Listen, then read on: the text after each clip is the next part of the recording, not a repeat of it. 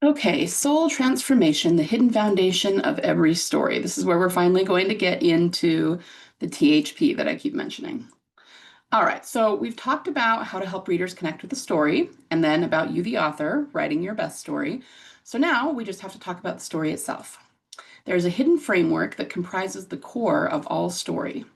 Some of our well-known templates follow it or hint at it on some level, but most of them are just scratching the surface. And once you understand the psychology of story and of readers, you'll never see story or fiction writing the same way again. You'll never approach your own writing the same way again. So let's get into it, shall we? Let's talk a little bit about templates first. I know I've said some things about this already, but just to rehash, some people hate templates. Some writers, as I already mentioned, don't want to use them. But that's a little bit illogical because one, everyone writes story from a template of some kind, even if they don't realize it. And if they don't really have a story. They just have a collection of unrelated events. And two, as long as you use your subconscious mind, you don't have to worry about your creativity being stifled or writing to a cliche. So personally, I love templates. They were the first thing that really allowed me as an adult and a writer, not just as a reader, to geek out about story. I first became familiar with templates when I was in college and I changed my major from science to English, deciding to pursue a career in creative writing full time. And within a few weeks of that, Dan Wells, who was a very well-known, successful YA dystopian author, presented at a spring writers workshop near me on Weber State campus. That's where I was attending school. And he talked about plot points, and I thought they were magical. I was so floored that we have the ability to hack the reader's brain and intentionally craft a story that we know will resonate with the reader. I thought that was so cool. And I remember walking home from that workshop with my mind just buzzing with excitement from it all. Okay. It started my lifelong obsession with the nature of story and story structure and story psychology. And well, now here we are. But for all my love of templates and plot points, I have to admit that there are some problems or potential problems with them that we need to acknowledge and work through. Okay, so we definitely can use them and there is value in them, but we do have to recognize where there are drawbacks or, where they fall short. Most of these templates, like the hero's journey, Save the Cat, the Virgin's Promise, to name a few, were formed because people studied many stories and noted similarities between them, and then started to figure out story structure from there. And now understand that even that has a lot of value. Even basic plot structure is loosely based on THP, which we'll get into in a minute here. So even that basic plot diagram that we've all been taught since grade school, this one with the inciting incident and rising action and climax and then the little tail of falling action, even that is loosely based on THP. But because the creators of these kinds of templates were looking at plot to figure out these similarities, the template themselves are very plot-based. People crafted them from the outside looking in, and an emotional story that readers will connect with needs to be crafted from the inside out. So templates they tend to encourage crafting story in a backward sort of way. So where then do we start when we want to craft story? Well, let's talk about Vogler here for a minute. Story is a metaphor for a journey that leads to change. This is my favorite definition of story. I want you to think about this and try to internalize and draw meaning from this definition. Story is a metaphor for a journey that leads to change. So who's the one doing the changing? Your protagonist, the individual at the heart of the story. The rest of the story is a metaphor for the journey that leads the protagonist to that change. The change happens in or around the climactic moment.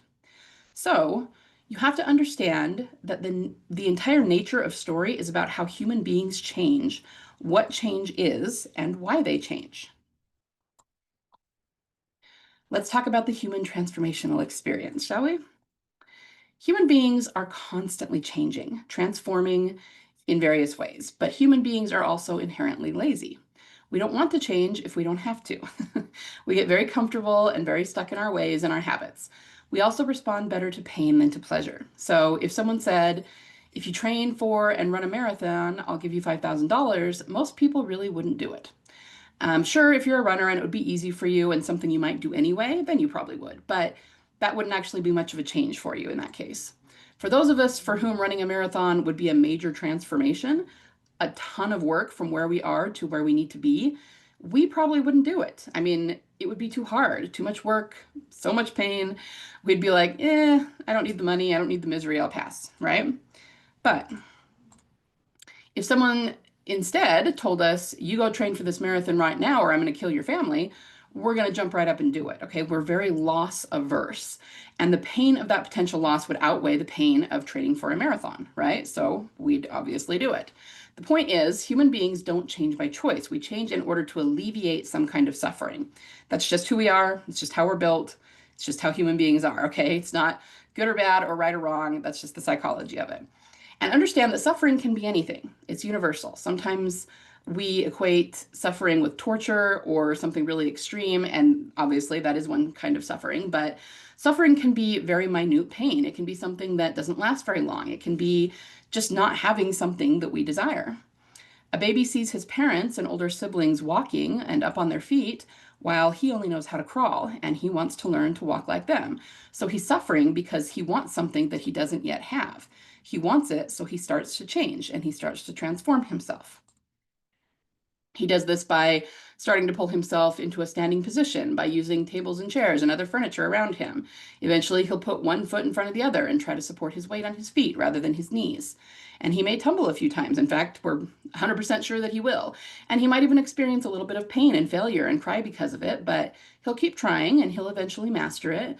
And barring any kind of abnormal circumstance that would keep him from it, once a baby learns to walk, they don't go back to crawling as their main mode of travel or movement. They've learned something new. They've overcome their suffering and they're a new person because of it. Again, barring any kind of abnormal circumstance that isn't true of 99% of humans, like an accident that takes the use of their legs or something, there's no reason for them to regress back to crawling, right? They will just keep walking. And you have to understand that this template I've just gone through is a template for all human transformation. We recognize suffering or maybe something that we want that we don't have. We set out to alleviate that suffering, usually by going after what we want, and we end up transforming ourselves in some way in order to do so. It applies to all changes we go through, big and small, physical and emotional, spiritual and psychological, of long or of short duration. Anytime this happens, and it can happen multiple times daily, okay, much less weekly, monthly, yearly, and over decades. The template or step-by-step process is always the same. Every experience we have changes us in some way, so we're constantly going through this process of change, even if it's subconscious, which would mean that we're not entirely aware of it, or at least not consciously aware of it. So this is what I call, sorry, that's a typo. It should be, this is what I call transformational human psychology. It's the psychology or process by which all humans undergo change in order to alleviate suffering, right? What I just explained. So Vogler says, story is a metaphor for a journey that leads to change, and he's right. You have to understand that the basic structure of story is based on the internal character change. Everything else, character, plot, setting, theme, etc., is layered on top of that. And I'm going to show you that the template for the average story lines up with a very specific part of this transformational journey. So let's write it out first. Okay, so I'm going to go ahead and go through this. I switched over to Word here. We are going to, over here is the template that I was talking about, which is transformational human psychology. We're going to go through an example of a woman who is in an abusive relationship. And this is just an example of suffering and a journey she goes on to try and change and alleviate that suffering. And then I'll show you how it corresponds with story structure. Okay, so we're just literally going to read through this. Remember that in THP, suffering commences, and this is usually due to a trauma or a limiting belief that happens sometime in our past. And we will get into that when it, in subsequent modules. So for example, perhaps a woman undergoes a trauma or a series of traumas that destroy her self-image and her self-worth. She doesn't believe she's worthy of real love or appreciation. Now, generally in stories, the suffering is usually in place as the story begins. So the suffering or the inception of the suffering is the backstory of the character, right? It isn't always shown on the page. So next we have that we live in a circumstance that is not optimal, in which we are allowing or enabling the suffering, and we're not taking steps to alleviate it. So perhaps the woman seeks out a relationship that is abusive based on internal self-worth. It's abusive and she may stay in it for years, right? So as the story begins, what I call the world before, if you're familiar with my 10 plot points, it is the circumstances the character is living in as the story begins, right? So those circumstances were established before the story, and the very beginning of the story, we're just showing what the baseline is for this character, what world and circumstances they're already living in. All right, then in the THP template, we recognize the suffering and that there's a need for change. Maybe the woman recognizes that this is not a good situation and that she needs to leave the relationship. Intro of conflict is the next plot point. Maybe I should highlight these. And I always say in the intro of conflict, the character becomes aware of the conflict, but isn't doing anything yet that will change their world or their circumstances. So it's just a matter of them like gaining information, but they haven't done anything to change it yet. Eventually, in the THP template, something happens that makes us decide to actively pursue this change. So, with the example, something happens that makes the woman decide to act and start planning to leave the relationship. And this would be the call to adventure, or what some people call the inciting incident. Something kicks the character into their journey or adventure. They embark on either a physical or an emotional journey, often both. All right, the next thing that happens in the THP template is that we start to try and change, but we're very much a victim about it. We make kind of half-hearted efforts. We think it's hard, that sort of thing. So in the example of the woman, maybe she starts to half-heartedly make plans, but she's a victim about it. She's worried it's going to be too hard. She reflects on the hardships she will likely have to endure when she leaves. And it's like on the one hand, she wants to leave, on the other hand, she doesn't, right? And this is going to be your early story escalation, especially psychologically. This is actually what causes the early story escalation. We kind of tend to think of it as being as pressure being put on the character. They're reacting to the world around them, but they're not being proactive about fixing the problem or reaching their story goals. Okay? If you have a great idea for a story premise, but you don't know where you're going with it, if you're having a really hard time filling in plot events or finishing your current WIP, or if you're constantly worried that your story is boring or dragging or that your readers won't like it, then I encourage you to join the Legendary Fiction Forge, my monthly membership for fiction authors. Inside, I will give you the complete A to Z blueprint for how to write highly emotional stories that your readers will absolutely fall in love with, no matter what your genre or tropes are. Want to become a widely read, highly paid master storyteller? Then join us in the Legendary Fiction Forge and finally get that epic story that's been knocking around in your brain forever out to the world. In the THP template, suffering grows worse, and eventually we decide that we can't live like this anymore. We become more intentional and we make a plan for how we're going to achieve and change and alleviate the suffering. So eventually, doing it half-heartedly, we get really sick of it and we're like, okay, I've got to be more intentional about this. This is not working, right? Kind of the same here. Maybe the woman's being half-hearted about it, but eventually, because the abuse grows worse or whatever the case is, she decides she's had enough. She plans a concrete exit strategy. You know, she's going to like save money and where she's going to go and who's going to help her and exactly when she's going to leave. Okay, so she makes a plan to be very proactive about what she's going to do. This is the turning point of your story. This is when the character goes from reaction to action. They hatch their plan to accomplish their goal and achieve their desire, and they move forward with intention after that. Now, once they do that, things always get worse, always get worse. Once we decide to change and start working proactively toward it, outside forces push back, and this can be very painful. So with the woman, things get worse. Maybe her partner finds out she's planning to leave and flips out. Maybe there's a fight. Maybe there's some violence. Maybe the people she asks for help won't help her. The point is that this can be anything. There's going to be some kind of pushback, and it's going to be different for every circumstance and every story, right? Maybe she has nowhere to go. Maybe some of the people she reaches out to even encourage her to stay or shame her for trying to leave. And somehow that's much worse than even dealing with the abuse. So this is your late story escalation, right? This is where things just get really hard. They grow worse as dark forces push back. This is where we see tragedy and devastation. Generally, if there's a character death, it's probably going to come in the second or late story escalation, right? All right, eventually in THP, everything's going to come to a head, and we're going to have to actually be faced in the moment with the decision about what we're going to do. So perhaps for the woman, things come to a head in some way. Perhaps one night she just can't sleep and is wrestling internally with herself, decides she's done and leaves. Or, maybe the partner grows ever more violent and she flees the house at some point, afraid he'll kill her if she doesn't.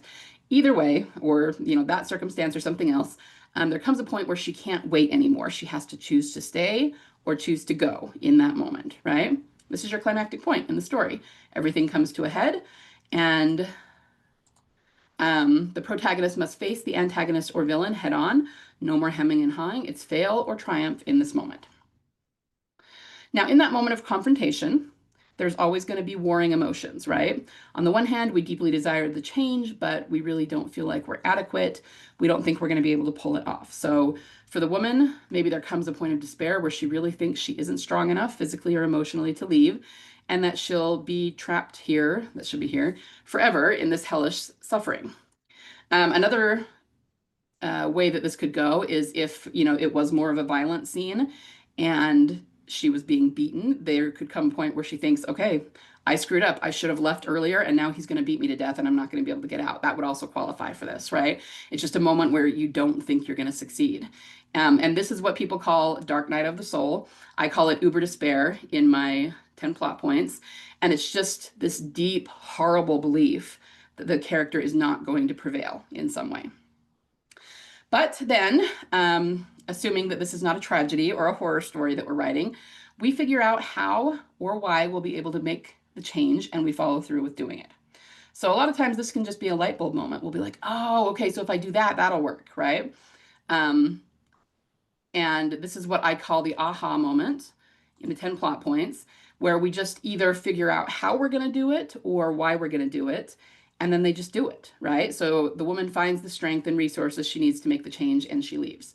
This could be because she finally figures a way to get away from him, again, if it's the violent situation. And even if it's not that, it could be that she either figures out what her resources are going to be so that she can leave, or it could even be that she just says, screw it, I don't care if I have to live on the street for 3 days or however long, I'm getting out of here.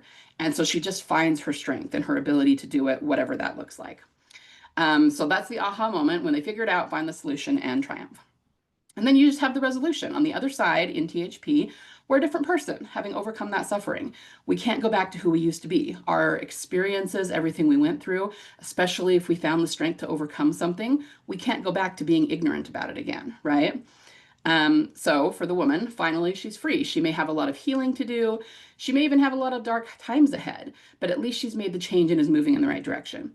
Due to what she's gone through and the choices she's made, she's a completely different person than she was back at the beginning of this process when she first noticed the suffering and thought, maybe I should leave the relationship, right? She's been through a whole journey since then.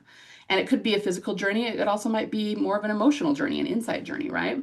She'll never go back to being that person because she can't unexperience what she's experienced or unlearn what she's learned. And this is just the resolution of the story. They aren't who they were at the beginning of the story. They have overcome, prevailed, and transcended. So I'm showing you this to show you that transformational human psychology, do that a different color. And this is an example of, real life example of something we might need to overcome of a journey, lines up perfectly with story structure. So when Vogler says story is a journey, or as a metaphor for a journey that leads to change, this is what he's talking about. The nature, the foundation of story is character change. Always. And everything else, all that wonderful goodness that we all love, which is plot and romance and world building and adventure and all of that, which is fantastic, but it has to be layered on top of the character change. Otherwise, you're not going to have a very emotionally compelling story. Okay, this is what I want you to understand and take away from this training. So let's go back to my PowerPoint. Do you see how the plot points of story line up with the THP steps? THP needs to be both the deepest bedrock foundation as well as the structural backbone of your story. All other parts of story are layered over it like this. I mean, this picture over here, right?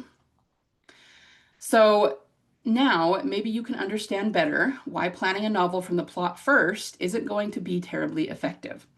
More to the point, it won't create the emotion that you're looking for. Even though most readers don't know what THP is, they don't know what that term is. I mean, it's transformational human psychology is what I call it. It's a term that I made up, but really it's just psychology, right? It's just the human condition. So even though most readers don't know what THP is and couldn't articulate it, on a subconscious level, they actually are intuitively familiar with these steps of human transformation because they live it every day. So you'll hear me say this more than once, but we all assume, I think, that the reason that audiences can predict story structure is just because they've, read or watched or whatever so many different stories, and that helps for sure. But it's more than that. It's deeper than that. They knew what that story structure would be intuitively before they ever started absorbing stories. And it's because that's the way human beings are, right? We naturally identify with it. Um, but the real reason that we understand it is because it's coded into our DNA. We were born understanding story. And we can find evidence of that based on how children react to story, even when they're too little to have absorbed very many, right? So as I said in a previous video, using THP creates deep emotion for the reader. They intuitively understand the pattern of it and it speaks to them. And this is because THP is the nature and foundation of story. And trying to write a story without it is a little like trying to build a house out of order. A house, much like a story, is built in layers. Layering a house is foundation and then framework, invisible stuff like wiring, piping, and insulation. And then there's the stuff people will see, like walls, carpet, outer material of the house, if you're building with brick or um, stucco or, whatever it is. But if you just start trying to make drywall stand up on its own without first layering the foundation or the framing of the house, it's not going to work, is it? And if you start hammering up sheetrock without first putting in insulation or piping or wiring, you're not going to have a very functional house, are you? It might kind of sort of look like a house, but it's not going to be very good. The same is true of trying to craft a story without THP. THP is your foundation and your framework. And without it, your story isn't going to be compelling. It isn't going to create emotion, and it isn't going to change your reader. So why would you do that, right? Use the right tools to create your masterpiece. So let's recap. The real secret to writing best-selling fiction isn't in plot or language or marketing. It's in making people feel deep emotions. For the reader side of things, you'll do that using 3 levels of emotion and purposely infusing emotion into every single aspect of your story, which I will show you. I'll show you how to do this in detail and step by step as we go along. For the story, you need to use THP as a template, and we'll do this for every single part of story. Obviously, it's going to be the most concentrated in the internal arc, but we'll still use it for plot, theme, setting, character, backstory, everything, okay? And finally, for you, the author, you use your subconscious mind to write a soul story, one you're passionate about, and that is colored by the lens of how you see the world. And this is where we can briefly bring in a discussion of AI as well. So many people in our industry are terrified that we're going to be pushed out by AI because AI can now write stories much faster than we can. I'm here to tell you that you don't need to worry about that at all, okay? All you should really worry about is making the stories you write emotional enough. People read all kinds of stories from many authors, and having AI write stories is no different than having lots of new authors write stories that we have to compete with. But humans actually have a major advantage over AI, and it goes back to the idea that the story you write, assuming it's coming from your subconscious mind, is colored by the unique lens through which you view the world. There's just something about the stamp a human being puts on their own story that is more stirring to a reader than what AI can produce. If Game of Thrones was written by AI, it would not be the phenomenon it is today, with millions of fans and a TV franchise. It's successful because it was edgy and deeply emotional. Okay, AI could not write Game of Thrones in the way George R. R. Martin did. It's just not possible. Same thing with Harry Potter. If Harry Potter was written by AI, it would not be the worldwide phenomenon that it is today.